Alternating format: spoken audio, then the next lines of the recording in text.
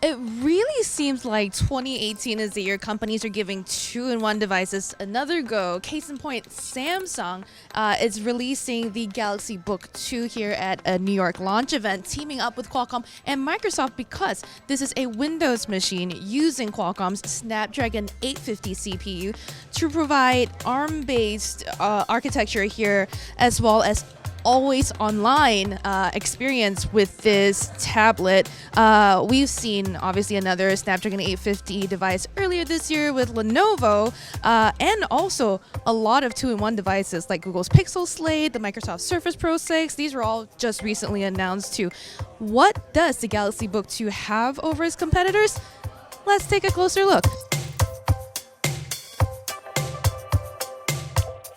First of all, the most obvious difference with the Galaxy Book 2 over its predecessor is the kickstand built into the tablet itself. Now, this 12-inch device has a very similar to Surface kickstand over here. However, it doesn't feel quite as sturdy as the kickstand on Microsoft's, but it holds up pretty well. There's also a detachable keyboard here.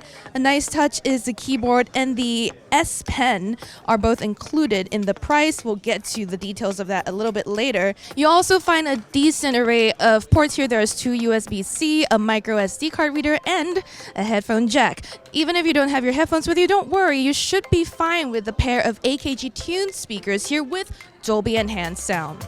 Another thing that Samsung is known for is its great displays, and on this device you'll have a 12-inch Super AMOLED screen running at 2160 by 1440 resolution. That puts its pixel density at just slightly lower than the iPad Pro and the Google Pixel Slate, but the colors are pretty rich and vibrant. It's showing a little bit of glare here, but I don't believe we've actually pushed it up to its max brightness just yet. It should still be plenty for you to watch movies on.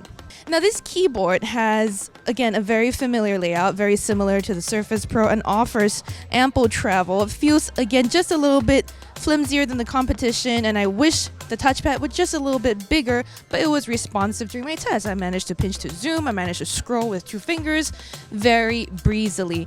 The performance was relatively okay. In my limited hands-on with it, the Snapdragon 850 held up pretty well. There's 4 gigs of RAM here, 128 gigs of storage. That compares to the Pixel Slate, which has the same amount of RAM, but that device ran Chrome OS while this is Windows. So again, we're not sure how it will hold up in real life. We'll have to take it out to test ourselves.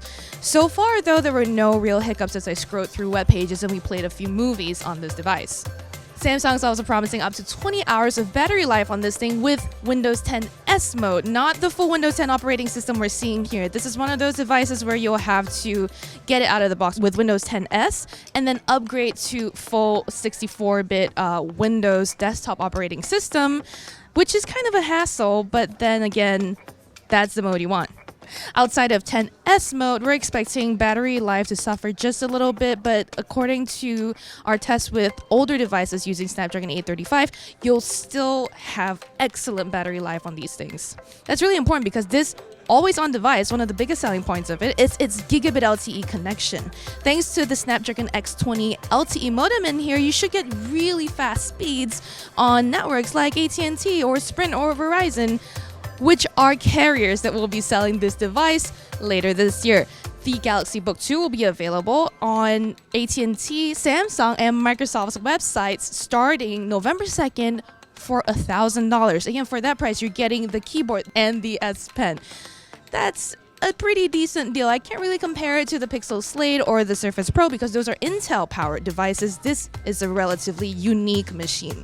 We'll be putting the Galaxy Book 2 through its paces very soon, so stay tuned for our full impressions before you go spending any money on it later this year. For that and more, stay tuned to Engadget.com.